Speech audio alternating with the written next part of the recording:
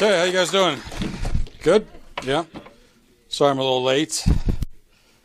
I was in a big Twitter argument with someone, and that's what held me up. It's interesting, too, to see how vehemently people defend the Karen slur. And, you know, we talked about this yesterday. Again, they get really, really angry when you merely mention the obvious fact that it is an anti-white slur. But I will tell you this for sure. I will never allow myself to be put in a situation where my only two real presidential choices are basically shoot me or stab me.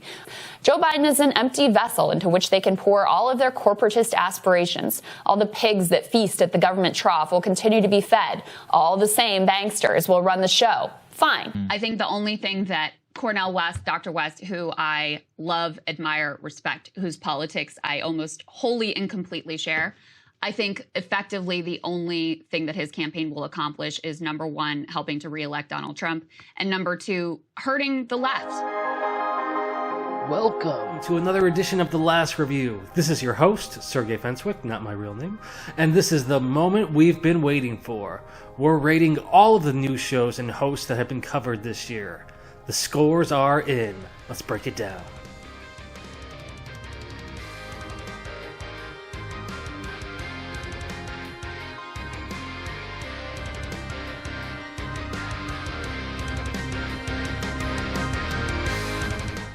Allow me to introduce Sergei Fencewick's Analysis Matrix, the most precise news analysis tool out there. Here at The Last Review, we've researched journalistic goals, values, and biases with the American Press Institute, All Sides Media, and Pew Research Center to determine appropriate evaluation criteria. This well-rounded review system allows us to evaluate all news, politics, and cultural shows, even ones with vastly different goals. With any show, podcast, or series, an audience watches news to be properly informed, in many cases to make the best possible decisions in their lives, and they watch to be engaged or entertained. Sergei Fencewick's Analysis Matrix has broken down a show's value into 4 categories and criteria that reflect how well each show or host fulfills those audience goals.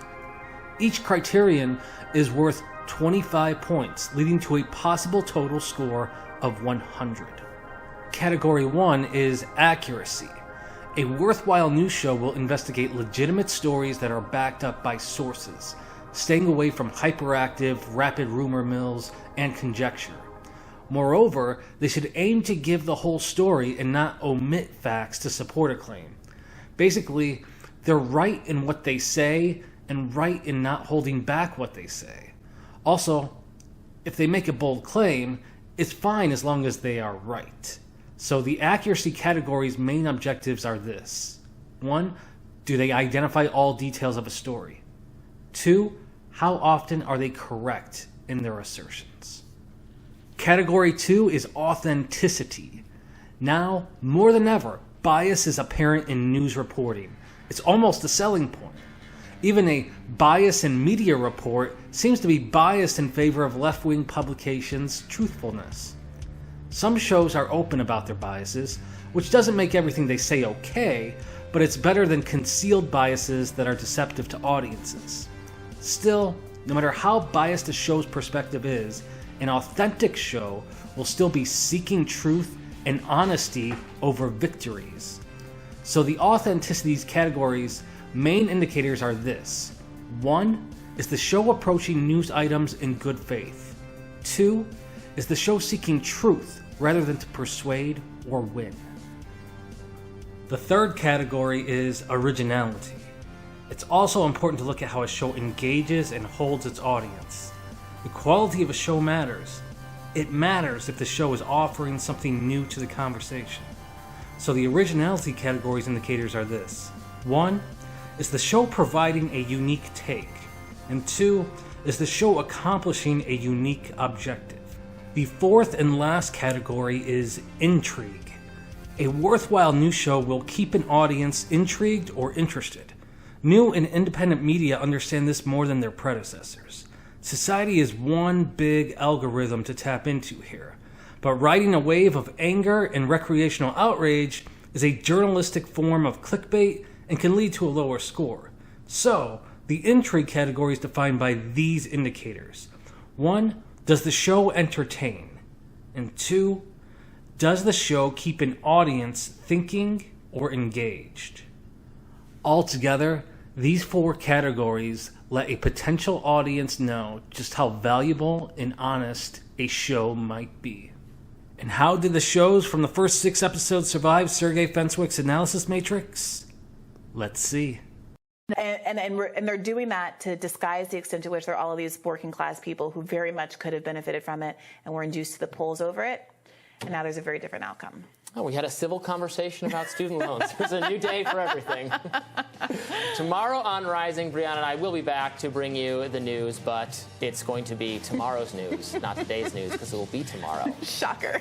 Be sure to like, share, and subscribe so you never miss any content. And for those of you who prefer to listen while you're on the go, we're now available anywhere you listen to podcasts. We'll catch you later down the trail. Bye-bye. Howdy. The Hill's Rising, a conventional daily news show led by Brianna Joy Gray and Robbie Suave, impressed audiences on a consistent basis with balanced coverage of politics, major events, and culture. Rising scored a 23 out of 25 in accuracy with their heavily sourced stories. Almost all of the details of a story are typically hashed out because Bree and Robbie approach items from vastly different yet optimistic perspectives. The only thing keeping them from a perfect score in this category is the inexplicable occasions, and both hosts are guilty of this, when one of them says they don't know a lot about the topic. Sort of, competence with their own finances and things like that. And again, I don't know the situation. Maybe it's unfair to him. Maybe it is what it is. I have no idea. This is literally the first I've ever heard of this. Which of the debate? And criticized the GOP debate, the Fox News debate hosts, for choosing to integrate his song into the very first question, tweeting, "It was about you. I was calling out you." And it seems odd for Joe Rogan, and I confess I didn't listen to the entire conversation, but it feels odd for Joe Rogan. What? Yeah. 2 things about that. 1, yes, thank you for your honesty. 2, research the topic next time before recording the news segment. Still, Rising notched an industry-leading score of 24 out of 25 for their authenticity. This isn't the packaged and sold authenticity given at leadership seminars. This is real authenticity by 2 hosts who appreciate that there is a nuanced side on both sides of an argument. Bree comes from her progressive point of view, Robbie from his libertarian point of view. They appreciate what the other brings, and they both seem to strive to find a productive understanding of the truth rather than winning an argument. Simply unheard of these days. For originality, Rising earns a 20 out of 25. Their unique takes and chemistry keep their score strong, even if the format of the show and some of the topics explored, what's Elon, The View, or Joe Rogan up to for the 93rd time, are on well-tread ground already. For the intrigue category, the show gets another high score of 23. They do have a nice mix of topics that speak to a wide variety of people. Their banter is on point and even charming for this online generation of viewers. Ultimately, Rising earns a 90 out of 100 from the analysis matrix and leads the way for new shows across the new media landscape. Yes, they are young, human, hold out grudges, and aren't fully prepared on a segment or 2 each month. But their timely, comprehensive coverage of current events, their co-hosts' fun outlooks on things, and their honesty to a fault all play a part in one of, if not the, classiest news shows out there today. By the way, there's no science behind the doomsday clock. None. No science at all. It's just something they made up after we dropped a bunch of atomic bombs. They're like, maybe we better come up with a way to scare humanity. It's literally like people, I think, sitting around and like, are you scared, Larry? Yeah, I'm a little bit scared. On a scale of 1 to 10, how scared are you? Like 8, 9? Hey, Mary Chair of the Elders, how scared are you? And she's like, I'm a 9. And they're like, all right. Hey, Bob, How scared are you? Scale of 1 to 10. That's how they come up with the doomsday clock. It's ridiculous. Susan's like, I'm not scared at all. And they're like, come on, Susan. Bridget Phetasie's Dumpster Fire is a weekly news recap show that will hit harder than John Oliver and be funnier than Jon Stewart. It nicely melds humor and the news. In the accuracy category, Dumpster Fire scores a mediocre 14 out of 25. But that's a little more due to its more limited scope at this time. Identifying all of the details of a story isn't the best for some of the comedy bits. And they'll even admit that they don't have all of the information on some segments. They may be able to aim higher here, but it's their call on how that affects the show's tone. However, Dumpster Fire's authenticity score reaches a healthy 21 out of 25. While leaning hard into some comedy bits to be more provocative than informative, Phetasy still shines through as someone who wants to cut through the fluff and tell us what's really going on. She has no mercy for some celebs and politicians, but she does have compassion for the public and those affected by current events. The show then goes on to earn a 21 out of 25 for its originality. While the format of the show doesn't break many barriers, its humor is clever enough and wide-ranging enough to feel like a South Park episode, where no thing and no one is safe. For the intrigue category, Dumpster Fire gets a 22 out of 25. It might provoke and poke the audience every once in a while, but it will make you laugh or simply exhale. If the world's going down in flames, at least we have someone to watch the fireworks with here. Ultimately, Phetasy's Dumpster Fire lands a solid 78 out of 100 rating from the analysis matrix. They consciously put limits on themselves, and they're fine with that. It keeps them from achieving one of the higher ratings, though. They're not trying to change the world, they're laughing at it. Still, it's more of a positive and therapeutic laughter than an uncaring, nihilistic one. It's a pleasant weekly break from the regular news while the world takes a break from sanity. This has nothing to do with the liberty or freedom of the Ukraine people. This has to do with NATO expansion, which has to do with the military-industrial complex selling more weapons to NATO countries and making more billions and billions of dollars. They'll send $100 billion to Ukraine, which everybody agreed was the most corrupt country in Europe before this war. They'll send them $100 billion without any tracking whatsoever. Meanwhile, we have people living, including veterans, living under every bridge in Los Angeles. They won't even give us money to fix the bridge. The Jimmy Dore show escaped the burning wreckage that was the Young Turks in a post-2016 world, made some adjustments in adding Kurt Metzger, and took Dore's angry act to actually be a voice of unity. The news and comedy show hit its marks and lands jokes and accurate takes with consistency. Earning a strong 22 out of 25 in the accuracy category, Dore's more skeptical and instinctual claims often come earlier and more accurately than most other news sources. On COVID, the COVID vaccine, Russiagate, the Ukraine-Russian war, congressional corruption and the push for Medicare for all, Palestine-Israel, he's been right weeks and sometimes months before legacy and new media alike. But the show falls short of perfection when it comes to accuracy, because of the stories or details that sometimes get omitted. He tends to stay in very specific lanes of news.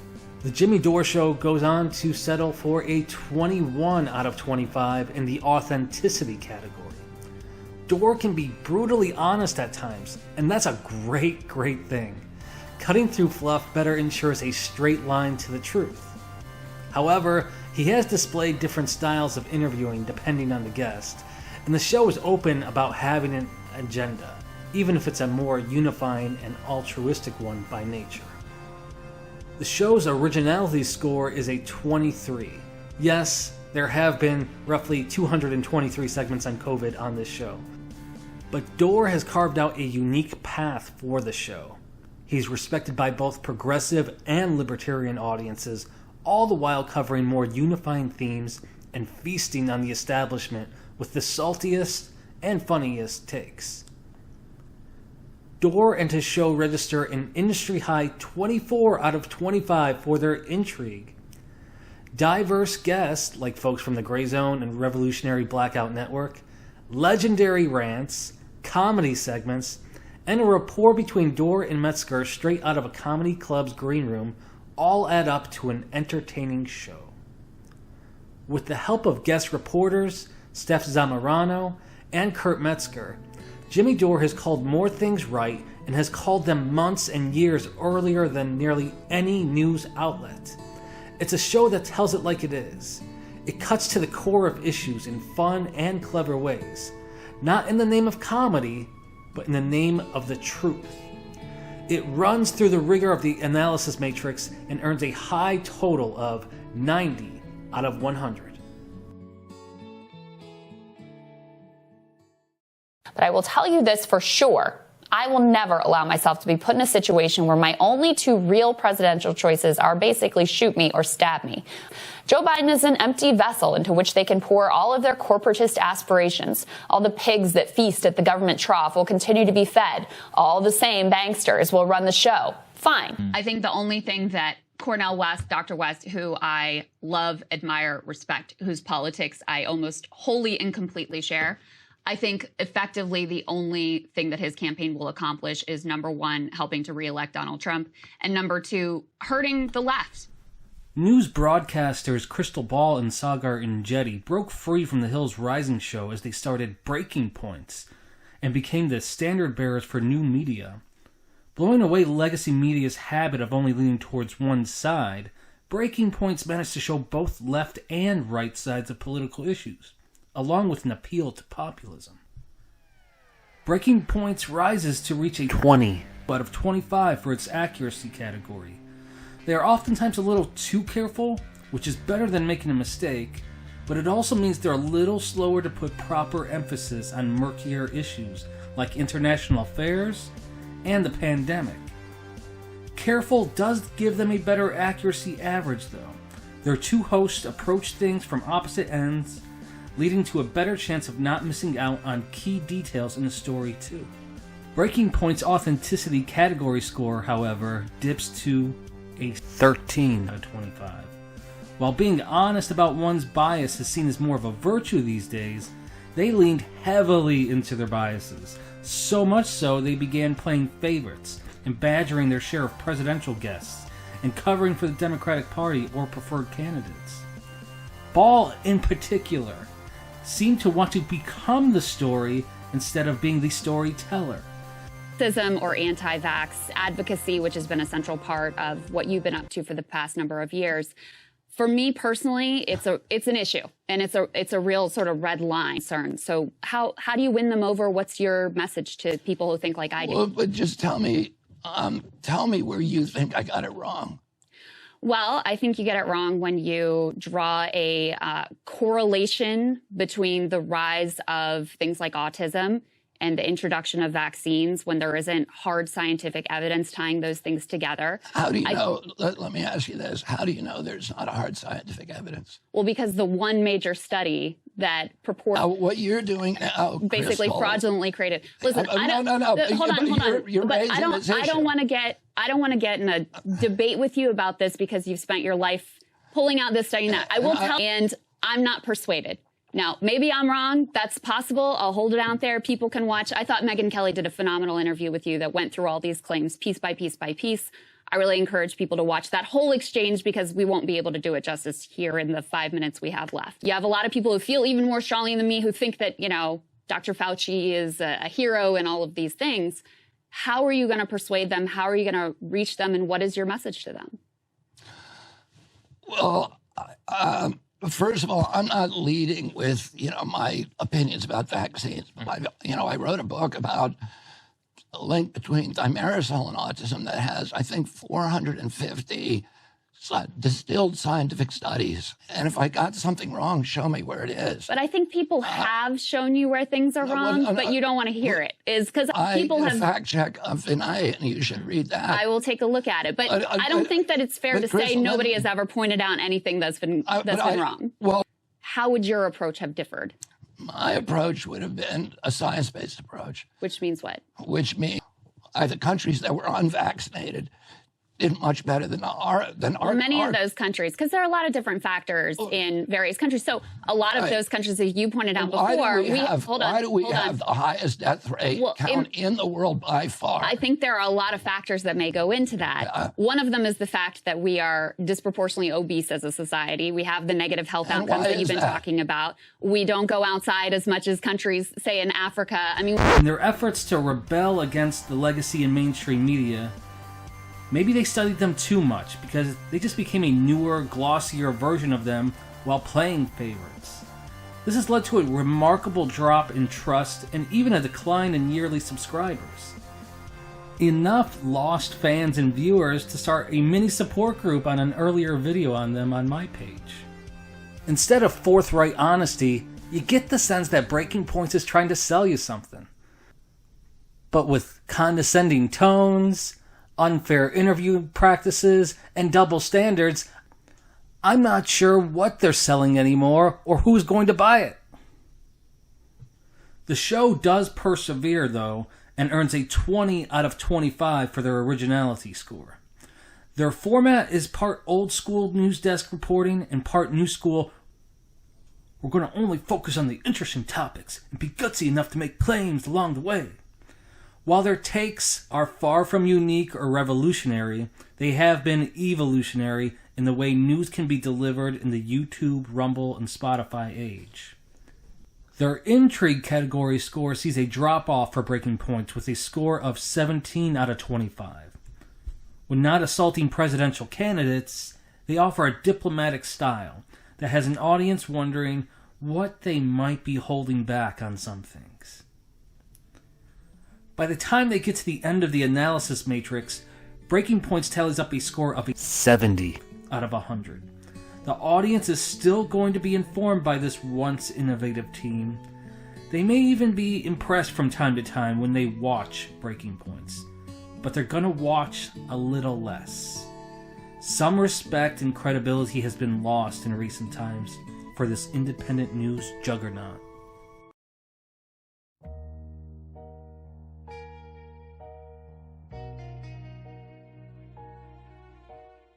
Myself and another Grayzone colleague, Anya Parmpil, we just apparently got added to what's called the Ukraine kill list. This comes from the Ukrainian government, right? This list? Yeah, I mean, the Ukrainian Interior Ministry supports this list. Someone who's listed as an advisor to the Ukrainian Interior Ministry, his name is Anton Gerashenko, and is an open supporter of this website, and he participates in the blacklisting, and he helps propagate, names. If someone gets added to it, he'll put it out on his own Telegram channels and the Interior Ministry's channels. And it definitely works with the Ukrainian SBU security services. Both Anya and I were recently added to it. I don't know why you didn't make it, Max. You must be feeling a little left out. But I do. I mean, that was my first reaction. Yeah, there's Anya. They at least chose a decent photo of her. What we're going to do about my sister. She was a big Majority Report fan. She's drifted astray. She got a crush on Matt Taibbi. And so now she's like, I've noticed for a while, my mom and I have noticed like the things she says, we just kind of look at each other and we're like, what? But she thinks, she was talking about all the big thing with the Twitter files and how it's. She give you, I can guess what she's at least what the gist of it is. She's saying that wokeness has created an authoritarianism on the left. Yeah. Is that what she's saying?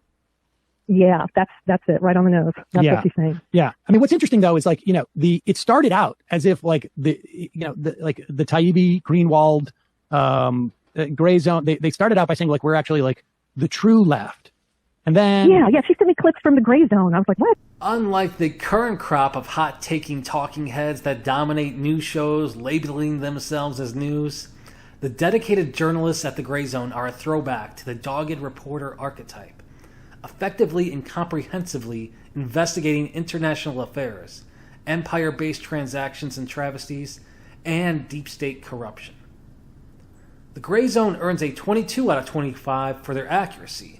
Max Blumenthal's and Aaron Monte's ace reporting on Russiagate hoaxes, Syrian whistleblowers, Israeli atrocities, and the Russia-Ukraine war set the standard in reporting. Their extensive sourcing and citations leave little doubt to their accuracy, and they're regularly reporting things months before the New York Times or Washington Post has to admit that they're true. The only thing keeping them from a higher score is their focus and scope can be narrow. Anything outside of that scope, be it cultural issues or the empire's perspective, aren't always explored. In the authenticity category, Grayzone scores another 22 out of 25.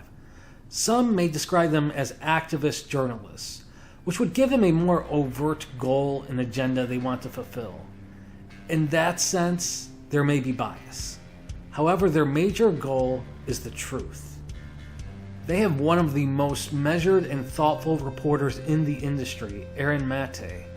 They can bring up receipts, sources, and cited details for days, weeks even. They have the patience and wisdom to source their news in painful detail. The Grayzone raises the bar to an industry high 24 out of 25 in the originality category. If you don't think their takes are unique and bold enough, you may want to ask the FBI, who tried to censor Mate. You may want to ask the British police, who detained Kit Klarenberg. You may want to ask the Ukrainian government, who endorsed putting Mate and Anya Parampil on a kill list. The Grayzone rattles cages and dares to tell the most dangerous truths. They took down CIA cutouts, they expose organizations' ties to NATO, they reveal international conspiracies. They're one of a kind. For the intrigue category, their reporting falls a bit, to a 17 out of 25. Their stories are groundbreaking, and Max Blumenthal has a dry wit that can hit pretty hard. Still, the presentation of their work could be spruced up. They focus so much on the truth that they may forget their audience at times. Overall, the Grayzone pushes through the analysis matrix with a strong 85 out of 100. Sometimes it's not black and white. Sometimes it's nothing but gray. Because of that, we have the Grayzone. They keep us measured and even-keeled. They keep us honest. They are prolific spreaders of good original reporting. A rarity these days. Hey, how you guys doing? Good? Yeah? Sorry I'm a little late. I was in a big Twitter argument with someone, and that's what held me up. It's interesting, too, to see how vehemently people defend the Karen slur. And, we talked about this yesterday. Again, they get really, really angry when you merely mention the obvious fact that it is an anti-white slur. The Matt Walsh Show presents a mixed bag of political and cultural views. The comedic host Walsh and his daily show seem to rage against the woke machine while propping up traditional views in untraditional ways. In the accuracy category, the Matt Walsh Show scored a 15 out of 25. Walsh is certainly sharp enough to cut through the BS and get to the truth. The only problem is that he's also sharp enough to create some of his own BS, leaving the audience with half-truths. Basically, he has well-researched stories, but he's only presenting one side of his research, which has led him to more race-baiting circumstances than is comfortable. In the authenticity category, the show falls to a low 12 out of 25. Walsh has deep convictions, so his main causes, protecting kids, transgenderism, cleaning up woke politics, seem to be coming from the heart. Too often, though, he falls in love with his ideas, leading him to come to a conclusion first, and then trying to reverse engineer the path and evidence to get there. For example, winning an argument with Snow White actress Rachel Zegler should be easy, piece of cake. Yet Walsh wanted to make a shortcut to his preconceived conclusion that she was racist against whites, so much so that he misquoted her. He had to cheat to beat Snow White in an argument. Oh, come on! Even when Walsh is right, he's tempted to stretch the truth for dramatic effect. The show doesn't rise too much in the originality category, earning a 16 out of 25. Walsh does bring some unique takes to some hot-button issues like transgenderism and legal ramifications. However, the format of the show is mostly just reading and reacting without enough guests or takes that break a classic conservative mold. The type of takes that can also be heard on every other Daily Wire show out there. The show rises a little more in the intrigue category, earning a 18 out of 25. The show keeps up a fast enough pace with plenty of topics and segments in each show. Walsh's subversive humor and dry delivery are immensely entertaining. His seemingly wholesome views with a cutting-edge delivery is a nice combination. His beatdowns on TikTokers, however, are a little passé. Taking a young outcast on social media and dissecting their freaky stance is something most YouTubers got tired of back in 2017. In the end, the Matt Walsh Show comes out with a passable but underwhelming 61 after passing through the analysis matrix. If you tune into his show, you'll get thoughtful, well-researched content, but you'll rarely get a well-rounded view. More times than not, it'll opt for a mildly funny cheap shot rather than something clever and powerful. It'll go after TikTokers and teenage wokesters.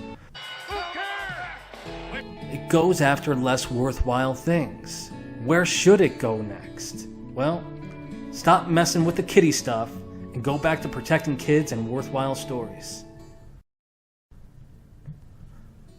Our first year shows are all going to come in with higher overall scores because they are well organized, have established formats, and are led by charismatic hosts. It is worth noting though that the highest score right now is a 90 out of 100, which goes to show how difficult it is to balance staying objective or authentic while still being entertaining. Thank you for watching or listening. Please like and subscribe and share this video with as many people as you want. Post in the comments if there are any shows you want to see reviewed. I also have a developing website and social media accounts. You can subscribe to those too. Thank you for that.